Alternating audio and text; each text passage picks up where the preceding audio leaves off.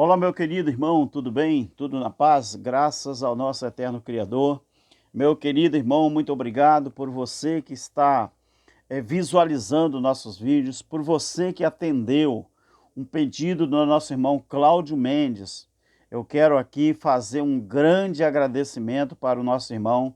Você está vendo aí, meu irmão, o que significa quando a pessoa não é uma pessoa exaltada, quando a pessoa não é aquela pessoa que só pensa nele, quando a pessoa é humilde, quando uma pessoa é simplesmente amoroso. Você viu? O irmão Cláudio, dá para ver que ele não é uma pessoa prepotente, o irmão Cláudio não é uma pessoa exaltada.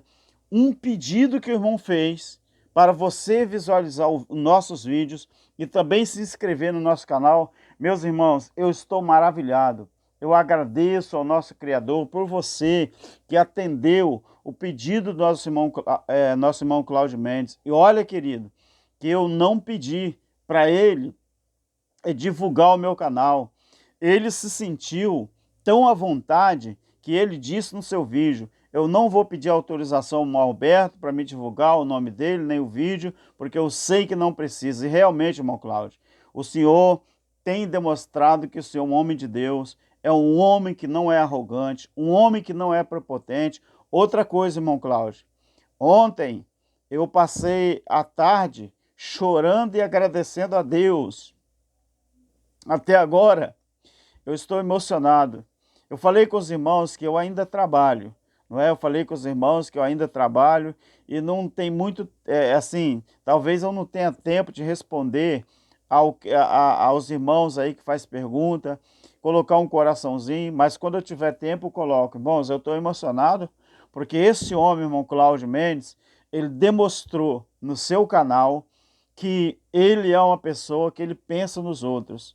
Se todos os ensinadores da graça fizessem isso, todo mundo, né, iria atingir o Brasil e o mundo. Mas dá para ver que alguns daqueles que dizem que são da graça, eles realmente ainda são arrogantes, ainda são prepotentes. Por quê? Porque não quer divulgar o canal de outras pessoas que são pequenos ou que têm o canal pequeno. Irmão Cláudio, muito obrigado. Com toda certeza, eu vou sempre lembrar o nome do nosso irmão, do seu canal em todos os meus vídeos e vou ser eternamente grato a Deus, porque o irmão tem sido um canal de bênção para mim. Eu sempre acreditei, meus queridos, eu sempre acreditei que um dia eu iria alcançar o meu objetivo. E Deus usou o nosso irmão Cláudio Mendes, do estado de São Paulo, né, para fazer isso. Agradeço de coração, meus queridos. Eu estou aqui chorando, mas é de emoção mesmo. Tá bom, meu querido? Muito obrigado por você que atendeu o pedido do nosso irmão Cláudio. Se eu tirar o óculos, você vai ver a lágrima correndo aqui, ó. Ó. Eu estou emocionado mesmo, tá, querido? Tá bom? Olha, eu vou falar uma coisa para você. Eu quero começar o vídeo. Você sabe o que é o Evangelho Eterno realmente? Aquilo que eu, o nosso irmão Cláudio, talvez tenha outros, mas eu ainda não vi. De coração, irmão. Pode ter, mas eu ainda não vi a divulgação do Evangelho Eterno da forma que nós estamos divulgando.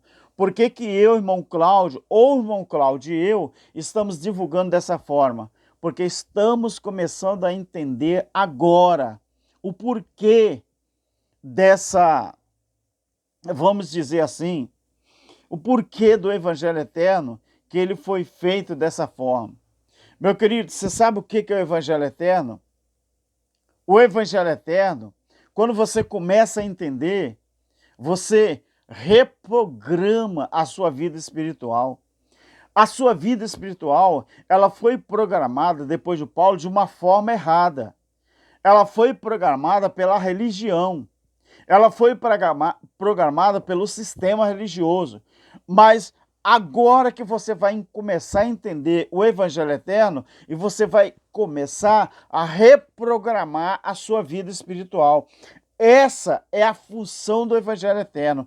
Esse é o objetivo do Evangelho Eterno.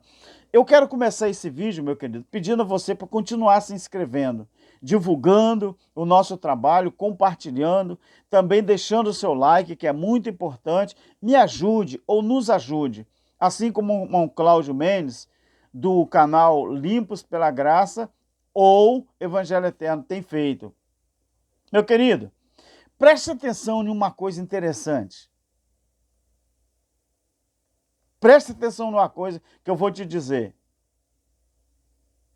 Não foi com a queda, preste atenção aonde que o Evangelho Eterno vai chegar. Não foi com a queda do homem, de Adão, que foi feita uma promessa da restauração do homem? Sim ou não? Gênesis 3:15 diz o quê? E não adianta querer refutar o Evangelho Eterno, porque vocês não têm como refutar usando a Bíblia, a não ser que vocês refutem usando seus próprios entendimentos. Mas nós vamos usar a Bíblia, estamos usando a Bíblia para provar para você qual foi a função do Evangelho Eterno, para que as pessoas pudessem reprogramar sua vida espiritual na visão, na lógica, naquela direção do eterno Criador. Mas a vida dos religiosos, principalmente os crentes pentecostais, elas foram programadas pela religião, pela lei de Moisés, que ressuscitaram a lei de Moisés no 4º século, e com isso, o povo evangélico ficaram reprogramados e ainda estão sendo programados pela religião. Agora o Evangelho Eterno vai quebrar isso e vai quebrar as pernas desse sistema e jogar isso aí tudo por terra. Olha o que diz Gênesis 3:15. Após a queda do homem, olha o que diz aqui.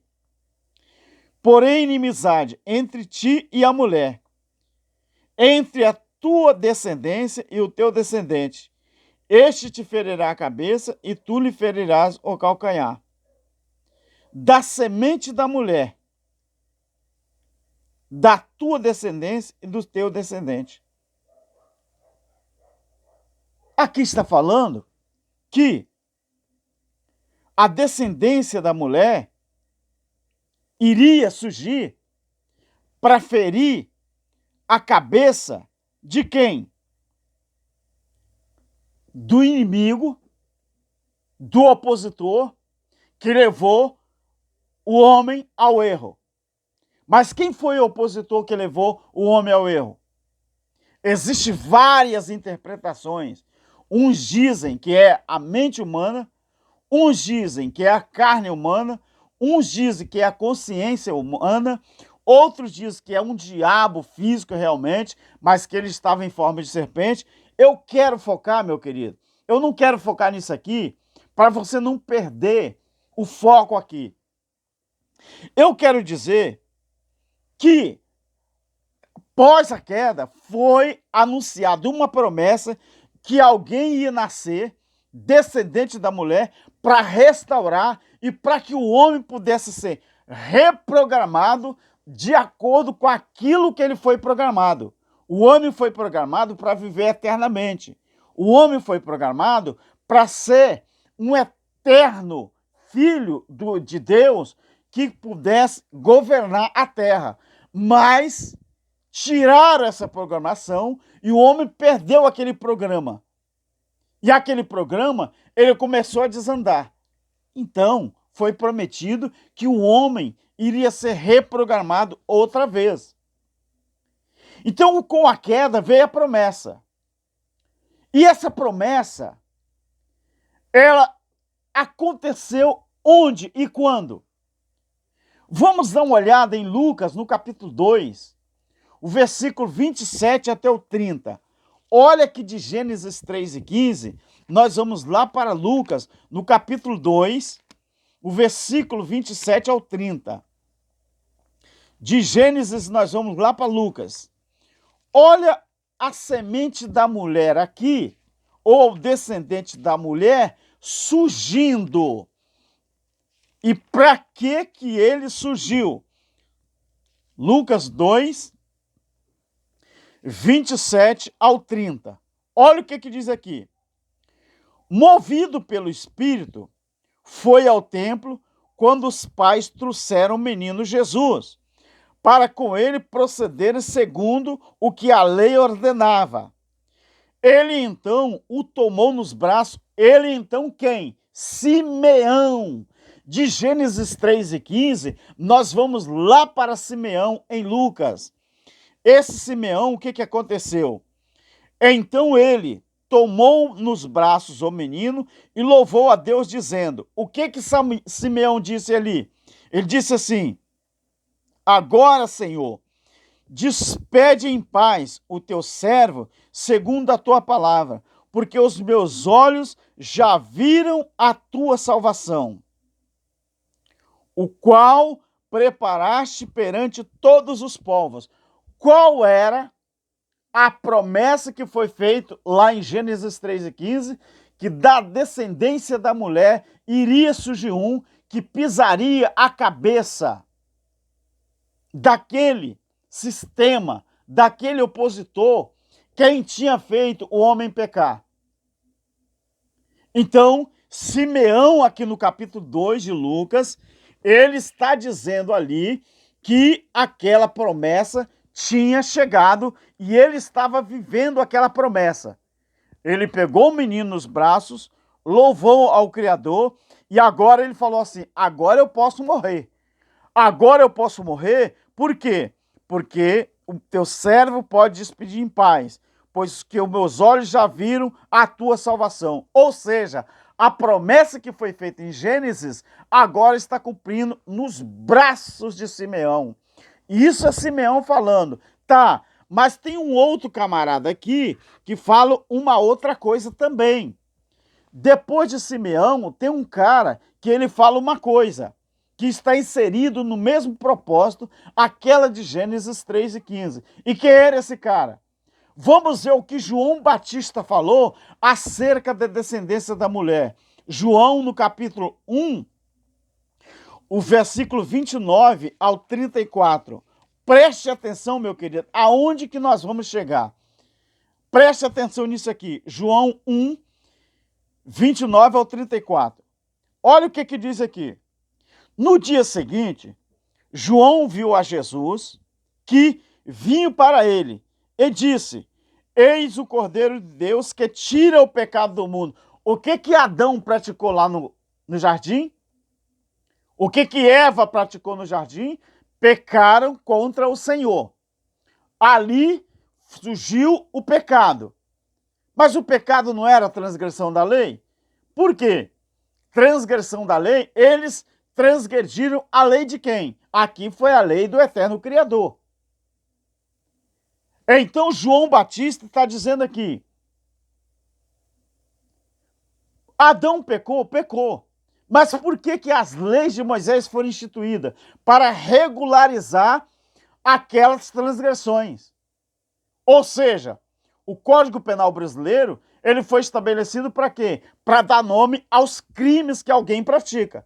E como foi dado nome aos crimes que pratica, quando alguém pratica um crime, ele sabe em qual desses crimes ele está ali inserido. Ele está condenado. Então, João Batista falou aqui, eis o Cordeiro de Deus que tira o pecado do mundo. Este é aquele o qual eu disse que após mim vem um que tem a primazia, ou seja, o primeiro lugar, porque ele é primeiro do que eu. Eu mesmo não o conhecia. Vamos até o 34. Eu mesmo não o conhecia, mas para que ele fosse manifestado a Israel, vim, por isso batizando com água, ou seja, ablução. Lavagem pela água, tirar o mal por fora e não por dentro. Era um símbolo. E João disse assim, então João testificou dizendo, eu vi o Espírito descer do céu como pomba e permanecer sobre ele. Eu não o conhecia, mas o que me mandou batizar com água me disse: aquele sobre quem vires descer e permanecer o Espírito é o que batiza com o Espírito Santo. Eu vi e testifico que este é o Filho de Deus. Então tá aqui. O que João viu, então, era o Filho de Deus. Era o Cordeiro que foi prometido lá em Gênesis 3:15. Tá, isso foi o testemunho de João. E o que era testificar? Testificar é aquilo que você faz no cartório. Quando a criança nasce, o que o rapaz lá do cartório, ele faz? Quando ele lavra uma certidão, ele testifica e dá fé que aquela criança nasceu, foi registrado e aquela ali passa a ser, então, um cidadão ou uma cidadã. Testificar é provar que existe. Então, João está provando aqui que aquele menino, aquele rapaz que foi se batizar, era o Filho de Deus que foi prometido. Então, aqui está o testemunho de João. Beleza! Reprograme a sua vida, querido, com o Evangelho Eterno. Não tire isso da sua cabeça. Aqui está o testemunho de Simeão, o testemunho de João Batista. Agora vamos ver o testemunho de Paulo. Atos capítulo 9. Atos capítulo 9 e o versículo 5. Vamos agora para o testemunho de Paulo. Atos 9, versículo 5. É 5 mesmo? Acho que é. E ele disse: quem és, Senhor? Respondeu o Senhor: eu sou Jesus, a quem tu persegue. Agora preste atenção no versículo 15 e 16, do mesmo capítulo. 15 e 16. Disse-lhe, porém, o Senhor: vai, este é para mim um vaso escolhido, para levar o meu nome perante os gentios. Jesus disse a Ananias que era para ele ir lá onde estava Paulo, que Deus tinha reservado Paulo, o chamado Paulo, para pregar o evangelho aos gentios, os reis e aos filhos de Israel. E eu lhe mostrarei o quanto deve padecer pelo meu nome. Então aqui está o testemunho de Paulo. Quem veio encontrar Paulo foi o próprio Jesus, que Paulo seria um homem que seria preservado e foi escolhido para pregar o evangelho para o povo de Israel, os gentios e os israelitas que reconheciam. Então, Paulo está aqui para pregar o evangelho. Esse é o testemunho de Paulo. Agora, vamos ver o testemunho de João, o evangelista. Apocalipse 14 e versículo 6. Vamos ver aqui agora o testemunho de João, o evangelista. Apocalipse 14 e o versículo 6. E você já vai entender aonde nós vamos chegar. O que o Evangelho Eterno faz com as pessoas? Faz as pessoas reprogramar a sua vida espiritual. Tirar da direção daquilo que o sistema religioso fez. Agora vamos ao testemunho de João, o evangelista. Apocalipse 14, 6. Vi outro anjo voando pelo meio do céu, tendo o evangelho eterno para proclamar aos que habitam sobre a terra e a toda a nação, toda a tribo, língua e povo. Agora, o verso 16 e o 17. Preste atenção. E aquele que estava sentado sobre a nuvem meteu a foice à terra, e a terra foi ceifada. Agora, olha o capítulo 16 de Apocalipse e o versículo 17. O sétimo anjo tocou ou derramou a sua taça no ar. A sua taça no ar. E saiu uma grande voz do templo do céu, do trono, dizendo: está feito. Ou seja, a mesma palavra que Jesus falou na cruz, quando ele morreu, o anjo, ele proclamou.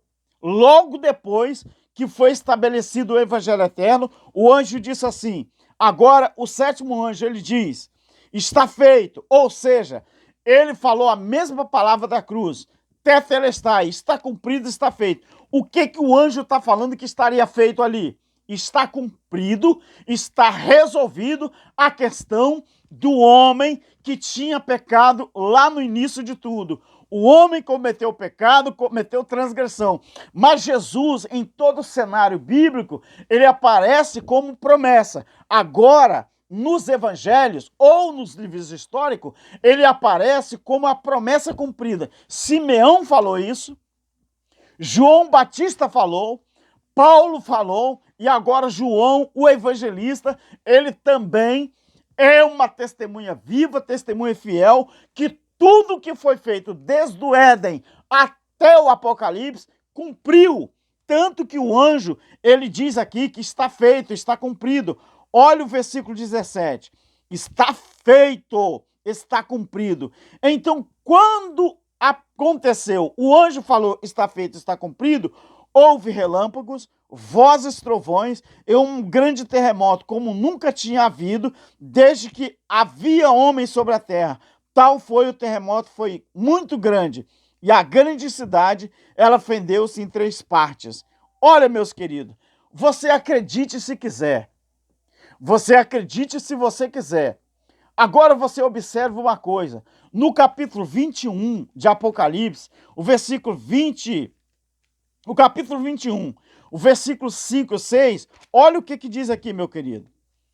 Olha a conclusão de tudo e o que o evangelho eterno é capaz de fazer com as pessoas. 21 de Apocalipse, 5 e 6. Preste atenção nisso aqui. E o que estava sentado no trono disse: eis que eu faço nova todas as coisas. E disse: escreve, pois estas palavras são fiéis e verdadeiras. O versículo 6 agora. Eu sou, disse-me mais. Quem falou isso? Quem estava dando a revelação para João. E era quem? O livro de Apocalipse fala que era a revelação de Jesus Cristo. Então ele disse assim, Jesus Cristo, o versículo 6 do capítulo 21. Disse-me, está cumprido a mesma palavra da cruz, a mesma palavra do anjo. Está feito, está cumprido.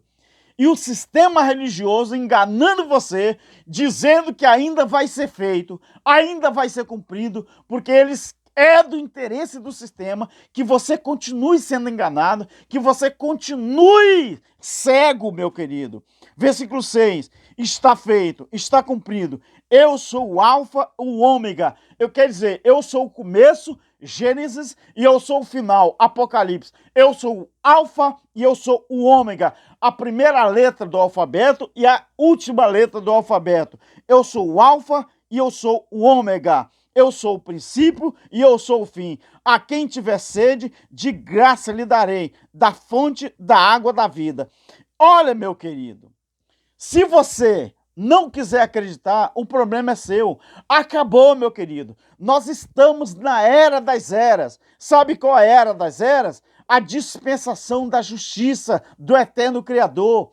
Meu querido, o evangelho eterno, ele reprograma as pessoas.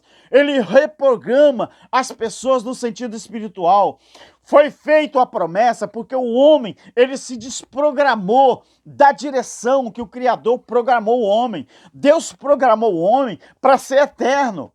Você não acredita nisso, não? Então dá uma olhadinha em todo o Salmo 39 ou 37, para você observar isso aqui. A Bíblia diz que a terra, ela foi feita para ser a eterna morada dos homens. Ela foi feita para ser eterna. Em Eclesiastes 1 e 4 diz que uma geração vai e a outra vem, mas a terra continua para sempre. Mas quem desprogramou o homem foi a desobediência. Aí o sistema no 4º século entrou, mesmo depois que já tinha acontecido a cruz. No 4º século, o sistema religioso entrou, começou-se então a inaugurar tantas denominações, tantas religiões, que o homem, mesmo depois da cruz, ele foi desprogramado de novo. Deus, através de Jesus, ele programou o homem outra vez. Ou seja, ele libertou o homem de todas aquelas amarras da lei e colocou o homem agora diante do evangelho que Paulo pregou.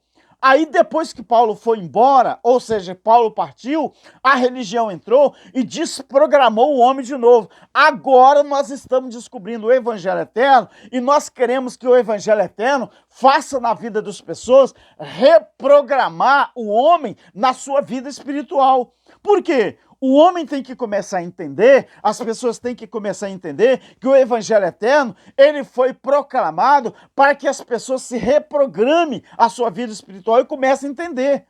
Entendeu, meu querido? A função do evangelho eterno, Apocalipse 14:6, é reprogramar o homem no seu estado normal, o seu estado natural, para que Cristo, Jesus, ele veio chamar Paulo. Ele veio chamar Paulo e falou: Paulo, mesmo eu morrendo na cruz, mesmo eu dizendo que estava cumprido, o homem, ele foi desprogramado outra vez. Filho, eu preciso de você. Eu preciso de você para pregar o evangelho para os gentios. Eu quero reprogramar o homem outra vez. E o evangelho eterno, ele foi feito para isso.